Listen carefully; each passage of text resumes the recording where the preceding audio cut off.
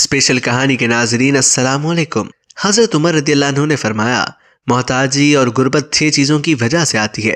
Number 1، جلدی جلدی نماز پڑھنے سے۔ نماز میں رکوع سجدہ وغیرہ سکون و اطمینان کے ساتھ ادا کرنا ایک اہم ترین سنت ہے۔ اگر نماز میں رکوع سجدہ وغیرہ اطمینان کے ساتھ نہ ادا کیا جائے بلکہ کوے کے چونچ مارنے کی طرح جلدی جلدی ادا کیا جائے تو نماز ناقص و مکروہ ہوتی ہے اور نماز کا ثواب بھی گھٹ جاتا ہے۔ آدمی جب باقاعدہ وقت نکال کر نماز کے لیے مسجد آتا ہے تو اسے اچھی سی اچھی نماز پڑھنی چاہیے تاکہ نماز کا پورا ثواب ملے۔ محض چند منٹ بچانے کے لیے عجلت و جلد بازی کے ساتھ نماز پڑھ کر نماز ناقص کرنا اور کم ثواب پر راضی ہونا عقل مندی نہیں ہے۔ نمبر 2، کھڑے ہو کر رفع حاجت کرنے سے۔ کسی بھی انسان کا کھڑے ہو کر پیشاب کرنا حرام نہیں ہے، لیکن بیٹھ کر پیشاب کرنا سنت ہے۔ اس لیے ام المومنین سیدہ عائشہ فرماتی ہیں کہ جو تم سے یہ بیان کرے کہ نبی صلی اللہ علیہ وسلم کھڑے ہو کر پیشاب کرتے تھے تم اس کی تصدیق نہ کرو، کیونکہ آپ بیٹھ کر ہی کرتے تھے۔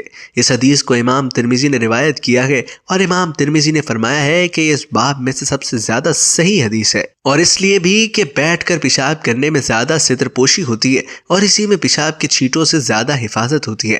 اور کھڑے ہو کر پیشاب کرنے کے سلسلے میں سیدنا عمر، علی ابن عمر اور زید بن ثابت رضی اللہ عنہم سے اجازت اور جھوٹ منقول ہے، اس لیے کہ امام بخاری اور مسلم نے سیدنا حذیفہ رضی اللہ عنہ سے روایت کیا ہے، وہ آپ صلی اللہ علیہ وسلم سے روایت کرتے ہیں کہ آپ کسی قوم کو کوڑا پھینکنے کی جگہ پر تشریف لائے اور آپ نے وہاں کھڑے ہو کر پیشاب کیا، اور اس حدیث اور حضرت عائشہ رضی اللہ عنہا کی سابقہ حدیث میں کوئی تعارض نہیں ہے، اس لیے کہ اس بات کا قوی احتمال ہے کہ آپ صلی اللہ علیہ وسلم نے یہاں کھڑے ہو کر پیشاب کیا اس لیے کیا کہ یہ جگہ بیٹھنے کے لیے مناسب نہیں تھی، یا آپ نے اس کے لیے کیا تاکہ لوگوں کو یہ بتلا دیں کہ کھڑے ہو کر پیشاب کرنا حرام نہیں ہے۔ اور اس سے اس حقیقت کی نفی ہوتی ہے جس کا ذکر سیدہ عائشہ رضی اللہ عنہا نے کیا کہ آپ صلی اللہ علیہ وسلم ہمیشہ بیٹھ کر ہی پیشاب کیا کرتے تھے، اور یہ ایک سنت ہے، کوئی ایسا واجب نہیں کہ اس کے خلاف کرنا حرام ہی ہو۔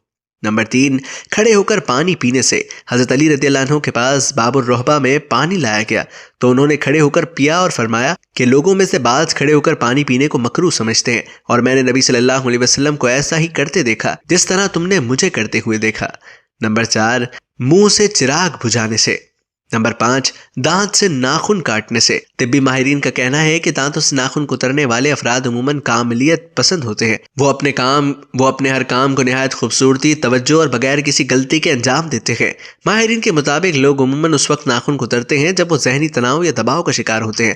ایسے وقت میں وہ لاشعوری طور پر دانتوں سے ناخن چبانے لگتے ہیں اور انہیں اس کا احساس بھی نہیں ہوتا۔ ایک اور تحقیق کے مطابق ناخن کترنے کے عادی افراد اگر کسی چیز پر توجہ مرکوز کرنا چاہیں یا بہت گہری سوچ میں ڈوبے ہوں تب بھی وہ بے اختیار ناخن کھانے لگتے ہیں۔ دانتوں سے ناخن کترنا دراصل نروس ہیبٹ قرار دی جاتی ہے، یعنی دماغی الجھن اور پریشانی کے وقت اختیار کی جانے والی عادت۔ نمبر 6، دامن یا آستین سے ناک صاف کرنے سے۔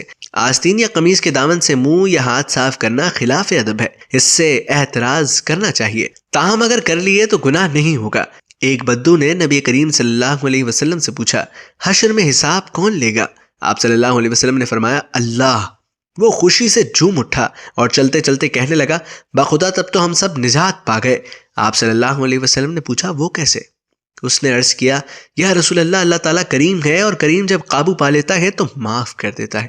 وہ چلا گیا، مگر جب تک نظر آتا رہا حضور نبی کریم صلی اللہ علیہ وسلم اس کا جملہ دہرا کر فرماتے رہے، اس نے اپنے رب کو پہچان لیا، اس نے اپنے رب کو پہچان لیا۔ شکریہ۔